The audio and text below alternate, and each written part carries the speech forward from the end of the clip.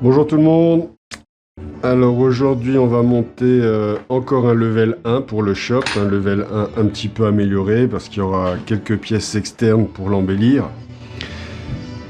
Voilà, donc level 1 sur une base Marui, comme d'habitude, hein, je ne travaille que sur des bases Marui ou assemblées de A à Z, hein, les gens qui me connaissent le savent et les gens qui ne me connaissent pas le sauront maintenant.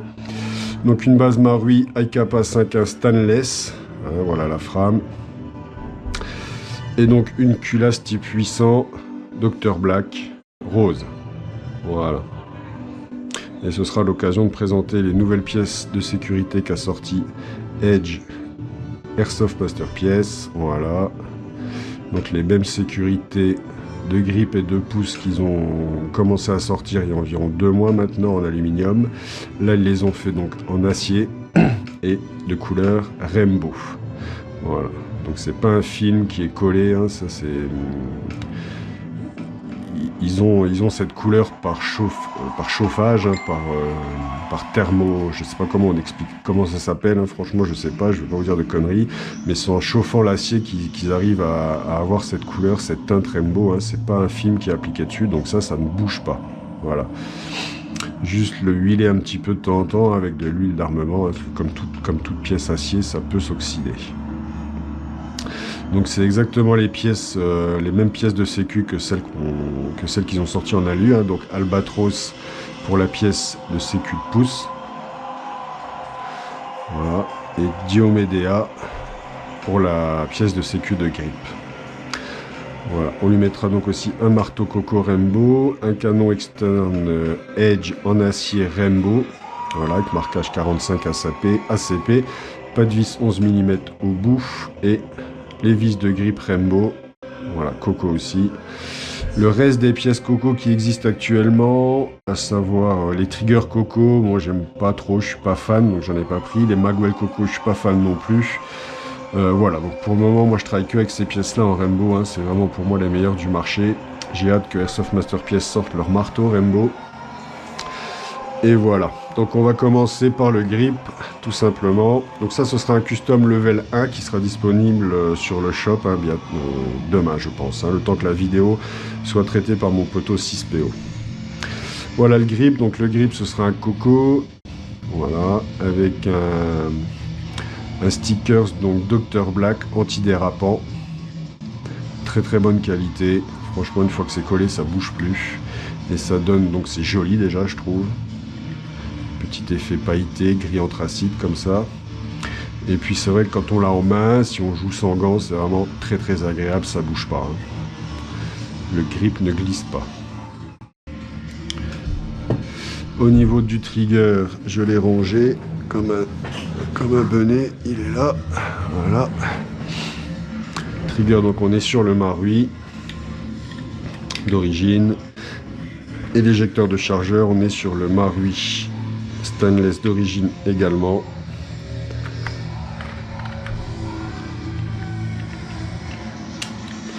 Voilà pour le grip, hein.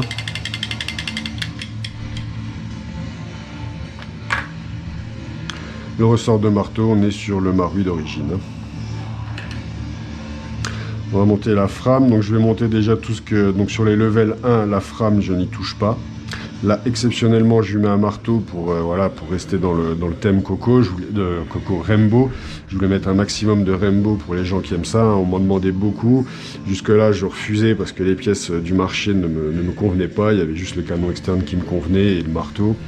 Là, on a des pièces de sécu maintenant, on a des vis correctes. Voilà, je pense qu'ils vont pas tarder à sortir des Magwell et des triggers et des marteaux Airsoft Masterpiece, et là, on sera pas mal, hein. Tout ce qui est en aluminium Rainbow, dites-vous que ce sont des films qui sont apposés, hein. Ça, c'est pas de l'anodisation, c'est un procédé où un film est collé dessus, je sais pas comment, et donc ça part, ça saute, ça s'écaille, c'est pas super, hein. Voilà, donc la frame sera full origine Marui, sauf le marteau, hein. Donc disconnecteur Marui, le cire d'entraînement du marteau Marui.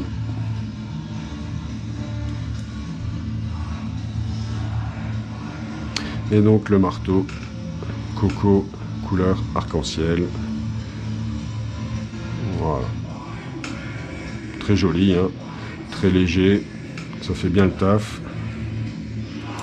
Alors je les réserve au level, alors là level 1 je dis c'est exceptionnel, je les réserve surtout au level 2, hein.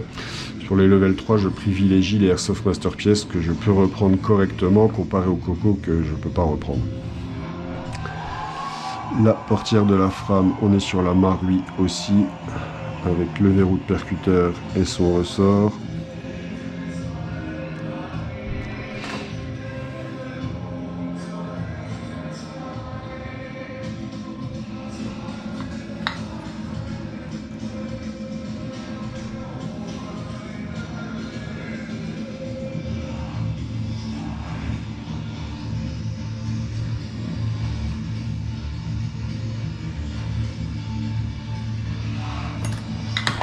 Ressort du percuteur Marui et percuteur Marui.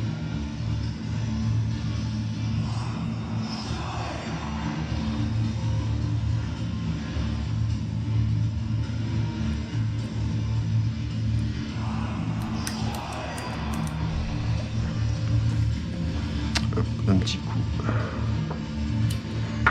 d'huile.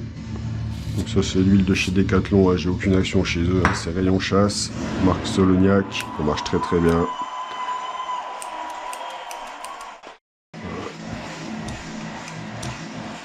Donc la frame Marui, hein, j'y ai installé le rail tactique fourni par Marui qui permet de mettre donc une petite lampe à laser, ça c'est au choix.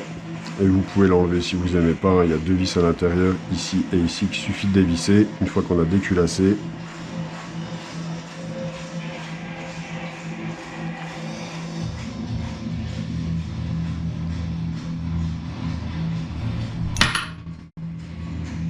Pardon.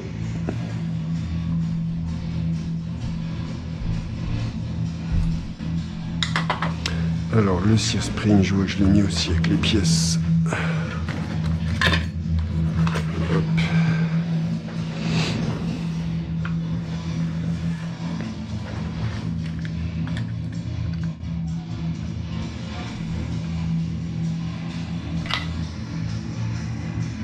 Donc les vis de grip Coco qui sont de bonne qualité, hein, je les avais déjà testées, celle-ci elle casse pas, c'est correct, ça fait le taf. Pas trop forcé quand même, hein, parce qu'ici si vous n'avez pas la bonne clé, déjà celle-là je vois qu'elle a un petit peu de jeu, ça peut avoir tendance à se déformer rapidement, hein.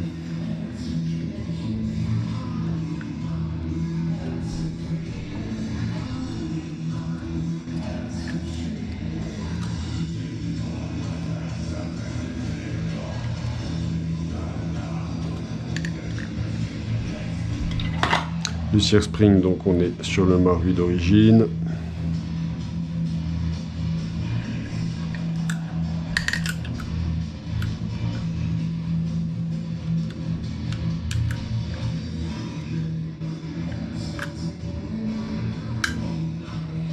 Et donc la sécurité de grip Diomedea, hein. Voilà, je la présente plus. Donc là en fait ils ont repris, si je vais vous la présenter du coup, ils ont repris la sécurité de grip pour les connaisseurs du 4.3 Tokyo Marui noir standard, hein, qui a cette coupe spécifique ici là, je veux dire courte, biseautée. Ils lui ont claqué 5 rainures ici et voilà, ils ont sorti leur sécurité de grip, hein. Donc ça reste une copie, une sécurité de grip Marui existante. Alors je ne sais pas si Marui, elle, l'avait copié sur quelqu'un d'autre, je ne sais pas qui est le premier qui a bandé. Mais en tout cas, c'était une sécurité qui existait, qui a été reprise, et très bien reprise, hein, parce que c'est compatible avec tout, hein. Je les ai testés Fram AM, Fram Dr Black, Fram Marui, Fram Gunsmith Bros, ça passe. Et, je répète, on a une couleur arc-en-ciel de très bonne qualité, hein.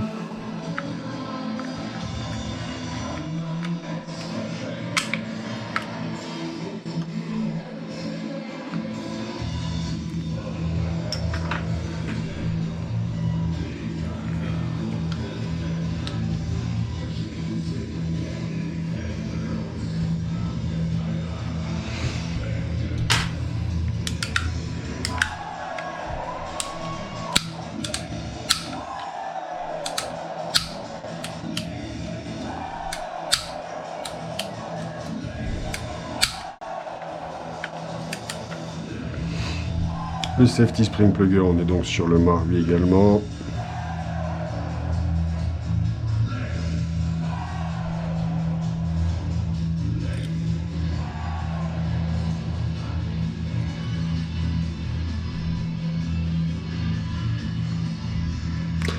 Désolé, j'ai les mains pleines d'huile.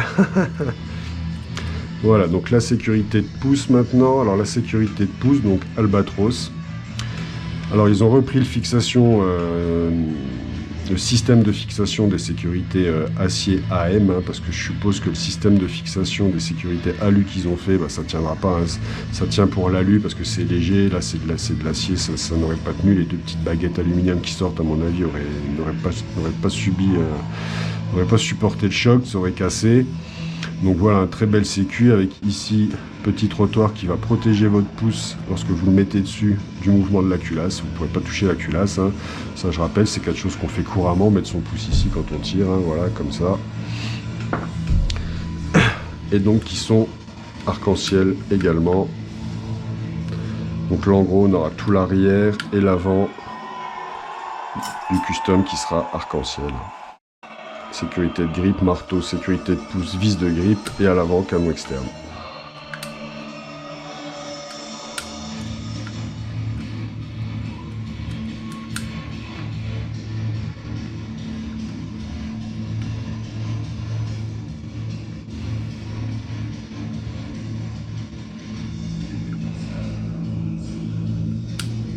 Du coup, le système là, un peu plus galère à mettre que le système qu'ils ont fait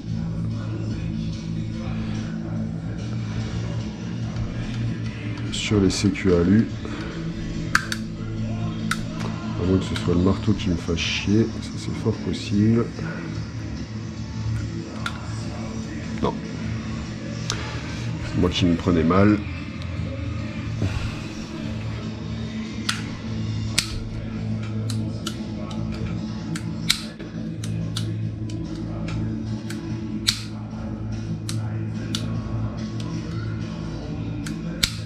Voilà, donc chez Marui, hein, les pièces qui vont casser avec le HPA, le verrou de percuteur, hein, puisque c'est pas fait pour encaisser le mouvement d'une culasse alu, hein, c'est fait pour encaisser le mouvement d'une culasse ABS à la base. Donc celui-là, au bout d'un moment donné, va se fendre en deux, ça c'est fort possible. Hein. Et cette pièce ici, ça casse plus souvent chez les gens qui jouent gaz, parce qu'on a fâcheuse tendance à mettre une claque au cul du chargeur quand on l'engage. Le chargeur vient taper ici sur la butée et au bout d'un moment donné, elle se fend. Donc cette pièce-là et cette pièce-là, je les change systématiquement sur les level 2. Voilà. Sur les level 1, je les laisse en Marui. Ça casse pas non plus au bout de 2 mois. Hein. En général, c'est quand même entre 6 mois et entre 8 mois et 1 an que ça casse, hein, à peu près du retour d'expérience que j'ai. Voilà, donc on n'est pas obligé de les changer tout de suite.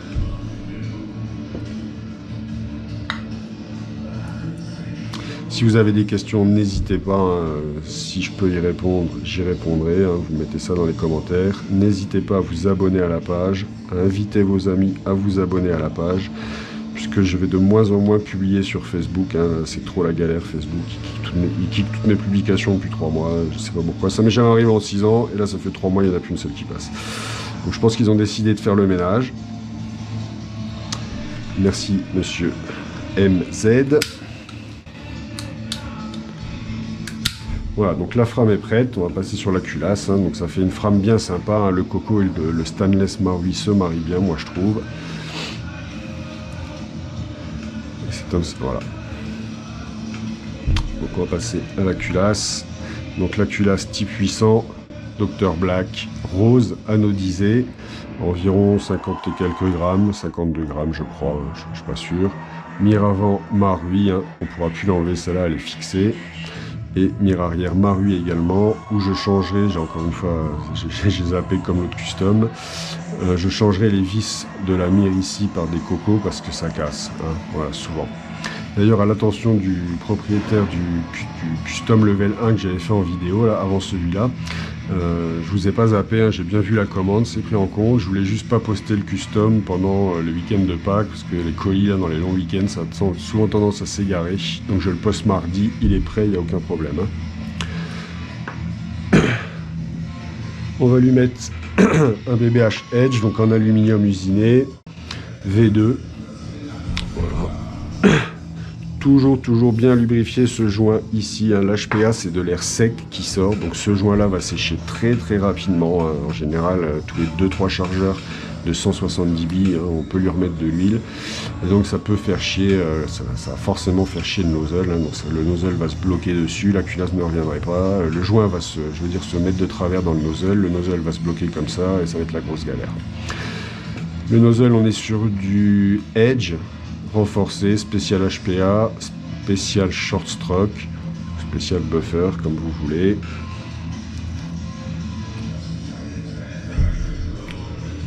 Le ressort de nozzle, on est sur du renforcé aussi. Hein. Là, je rappelle maintenant mes level 1, mes premiers niveaux d'upgrade. La culasse va être complètement full, avec la frame qui ne sera pas upgradée. Là, elle est légèrement customisée, mais elle n'est pas upgradée. Hein. Le marteau est un léger upgrade quand même, mais vu que je ne peux pas les reprendre comme les AM et qu'il n'y a pas le système de disconnexion qui va bien avec, c'est un demi-upgrade, on va dire. Hein. Mais c'est toujours mieux que le marteau Marui. Donc les culasses seront full, les pièces d'origine Marui, comme je l'ai expliqué sur l'autre vidéo, ne sont plus fournies avec la réplique. Hein. J'ai une rubrique maintenant pièces d'origine Marui, où je les vends à part, ce qui me permet de baisser légèrement le prix du custom. Voilà.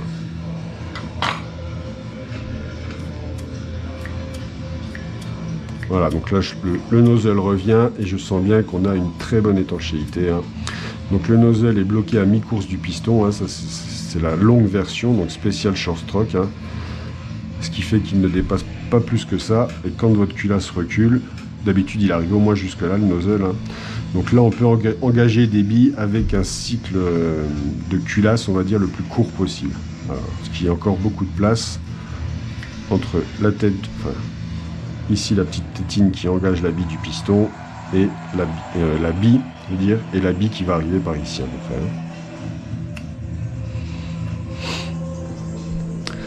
Le canon externe, on est sur du canon externe Edge, donc arc-en-ciel également, en acier. Donc là on va lui mettre tout de suite un petit peu d'huile.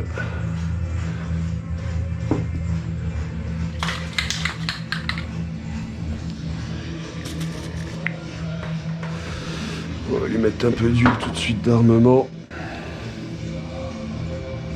Et puis on va faire les autres pièces aussi d'ailleurs.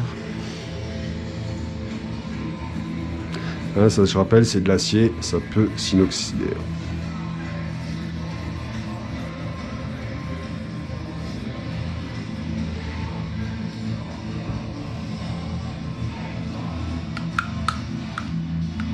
Voilà, en fait ça suffit largement.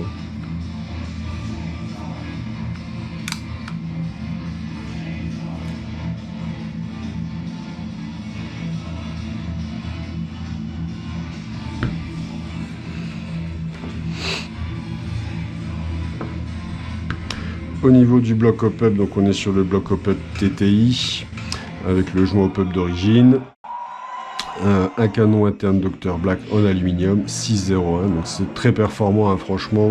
Beaucoup de gens me demandent ce que ça vaut par rapport à un PDI. Là, ça vaut 15 balles de moins, voilà. Et puis c'est aussi performant, j'ai que des bons retours. Hein. Franchement, depuis le début là que je les vends, j'ai eu 2 mauvais retours où il y avait une petite bavure ici au bout et ça dévie complètement la bille. Hein. Voilà, les gens m'ont renvoyé le custom, où j'ai renvoyé un canon et le problème a été réglé. Hein. Donc le canon, rien à dire. Le bloc hop-up, donc ici molette de réglage pour régler l'effet hop-up. Hein. Donc c'est indiqué, on a le sens qui est donné pour l'effet hop-up qui est inscrit ici. Hein. Donc on tourne vers la droite. Le canon interne, il est bloqué par une bague ici qui vient se prendre dans les ergots latéraux et l'ergot central du canon interne. Donc la bague se clipse dessus, puis elle est verrouillée par une vis sans tête ici. Vis sans tête qui est protégée par ce petit téton là qui va prendre la tige guide. Donc la vis sans tête, même si elle se dévisse, elle ne peut plus tomber. Normalement, elle ne doit pas se dévisser, j'ai mis du frein filé. Ici, on a une petite vis qui va nous permettre d'ajuster le bloc hop-up sur la frame. Là par exemple, on voit que le bloc hop-up a énormément de jeu. Donc je pense que je referai une vidéo sur le bloc hop-up TTI avec le petit retour d'expérience que j'ai depuis que c'est sorti. Je ne sais plus combien de temps, 3 mois, 4 mois ou 3 mois. Hein, il faut quand même faire attention quand on quand on cale son bloc au pop, hein, que le canon interne reste bien parallèle à la frame. On a vite fait de le faire monter comme ça va forcer le canon, ça va forcer sur le canon externe quand on va le rentrer dans le canon externe. En fait ça, on va réussir à l'entrer dans le canon externe, mais quand on va mettre l'ensemble culasse, canon externe, bloc au pop sur la culasse, bah, ça rentrera plus. Les gens se demandent pourquoi ça rentre pas.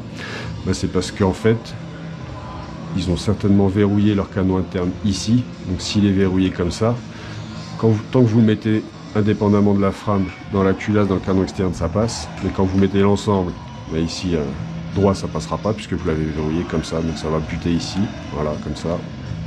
Et vous n'irez pas jusqu'au bout. Hein. Donc ici au début, moi ce que je vous conseille pour ceux qui passeront par mes services, hein, vous l'ajustez pas au taquet pour le moment, vous laissez flotter. Et petit à petit vous l'ajustez jusqu'à ce que vous voyez que votre culasse ne frotte pas sur le canon externe et qu'elle ait un bon cycle. Si la culasse frotte sur le canon externe quand elle revient, c'est que votre canon externe a été un petit peu forcé et qu'il est un petit peu de travers.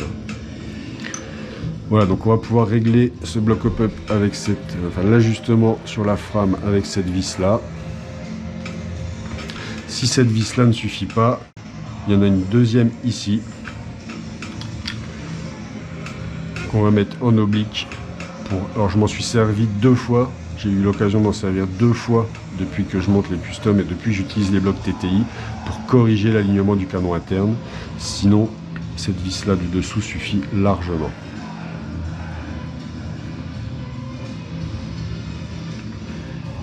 On y va grossièrement au début, hein, là je peux pas le rentrer du tout.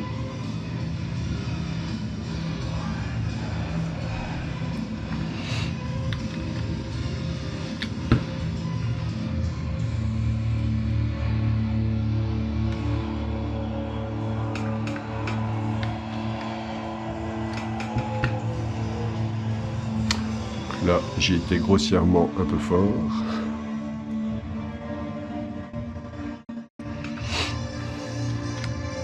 Voilà. Bon là je l'ai rentré légèrement en force et je vois bien, moi je sais pas si vous le verrez à la caméra, mais moi je vois bien que par rapport à la frame, le canon il remonte un petit peu. Donc le rentrer un petit peu en force comme je le conseillais au début, c'est pas une bonne idée. Donc, ce que je préconise maintenant, c'est vraiment de lui laisser un micro jeu pour que justement ça puisse toutes les pièces puissent travailler ensemble correctement.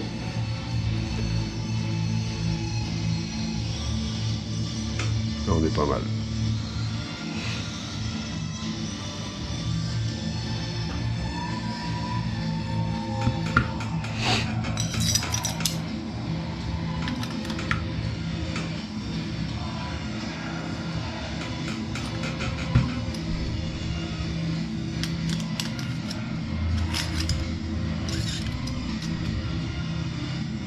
Le spring guide plug fourni avec la culasse, avec les petites spirales ici, un caractéristique au spring guide plug Dr Black, tige guide alu, 2 parties, ce qui va nous permettre de mettre un maximum de buffer.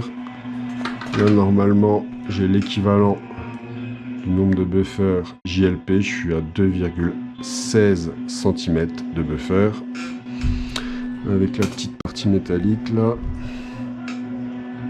qui va empêcher le ressort de s'écraser dans le buffer, d'abîmer le buffer. Alors ça c'est des buffers mous mais très rigides, anti-rotation, edge, qui sont très efficaces, hein. Franchement aussi efficaces que les JLP, sauf que quand ils sont fournis, il y a un petit peu moins d'épaisseur que les JLP. Là on est à 22,5 mm de buffer, donc on va voir si ça passe.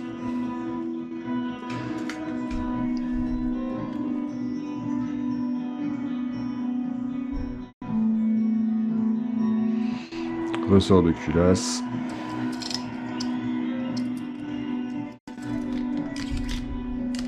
Sur la tige, sur le passe-vis des tiges guides Dr Black, hein, il y a un petit joint torique qui a été placé d'origine, ce qui empêche que la tige guide se dévisse.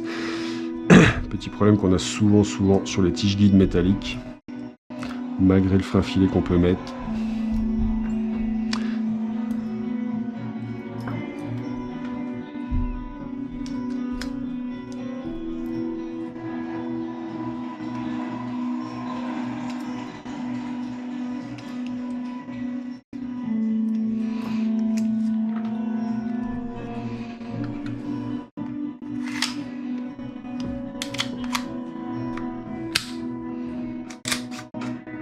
voyez ce que je vous disais? Là, ça veut dire que le canon, vous voyez, ça revient pas bien. Je le sens, ça freine, ça devrait revenir tout seul. Ouais, quoique, c'est... Donc pour moi...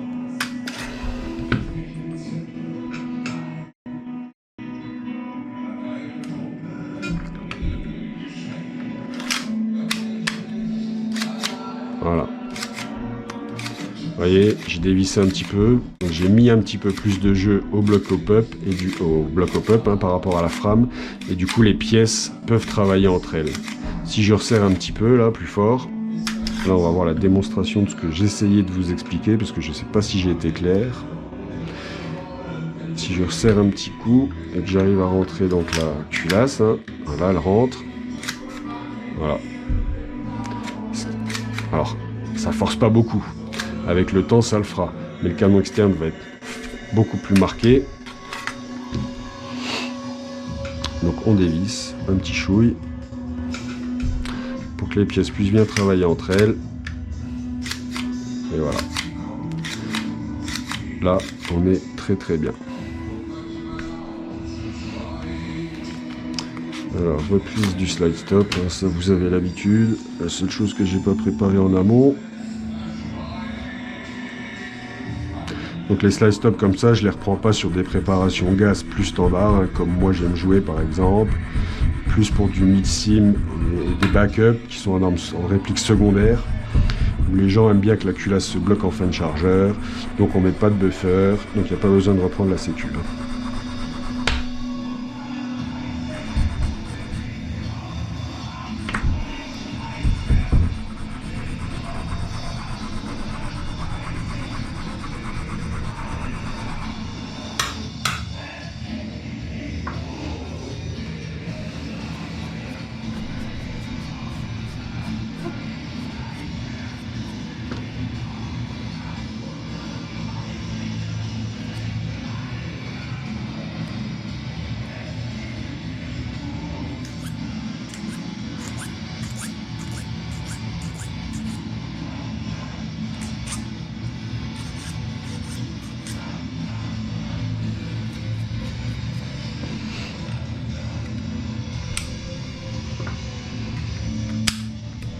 Voilà, donc pas de mesure de trigger là-dessus, hein, c'est des level 1, c'est du trigger Marui, on est à 100, 120, 140 grammes de pression.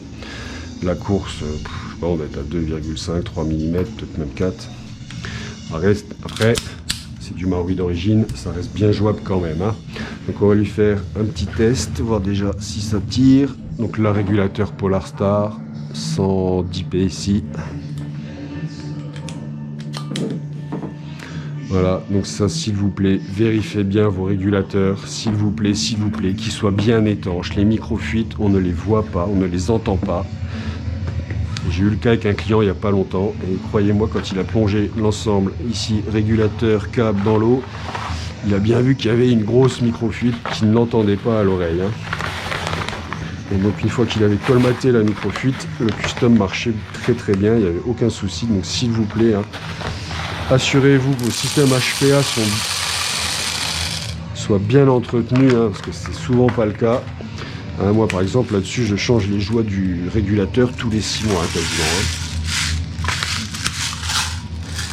Hein, ces régulateurs là sont très performants, mais ils arrivent d'origine, les joints sont secs. Franchement, vous gonflez la bouteille la première fois, les joints ils claquent à l'intérieur, votre truc il est neuf et il fuit déjà. Donc je sais que c'est chiant, mais c'est le système de propulsion de votre réplique. Il faut l'entretenir. Imaginez, vous allez jouer avec votre AEG et votre batterie n'est pas remplie. Ouais, c'est pareil. Ou avec votre Polarstar Fusion, là, je ne sais plus comment ça s'appelle, et votre système HPA n'est pas bon, ça ne marchera pas non plus. Donc là, on est sur de la 0,25. Faire un petit test, voir si ça tourne déjà. Alors, on va lui mettre un petit peu d'huile d'ailleurs.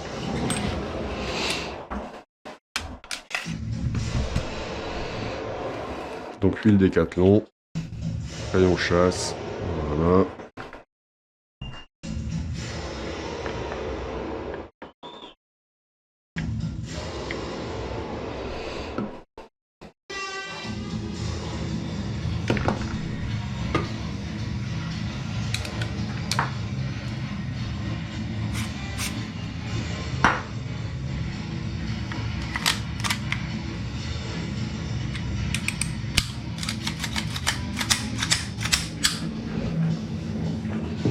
Là, le chrony.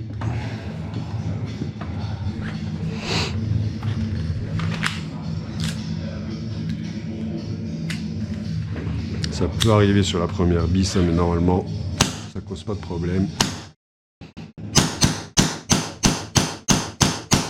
Donc là, vous voyez dans le fond du carton, on voit bien que toutes les billes partent. Hein.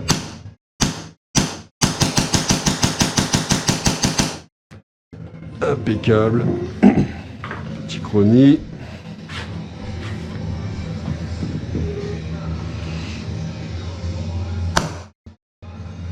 « 311,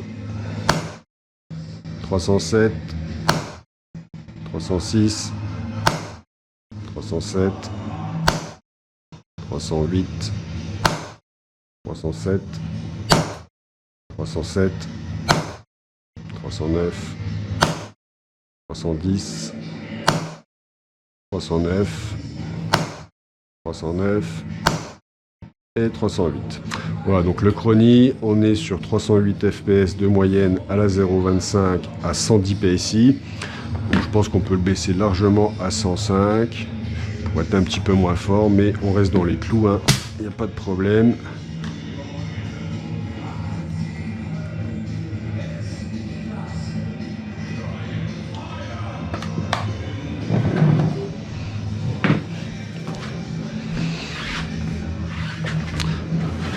Voilà, donc le prochain Custom Level 1, bientôt disponible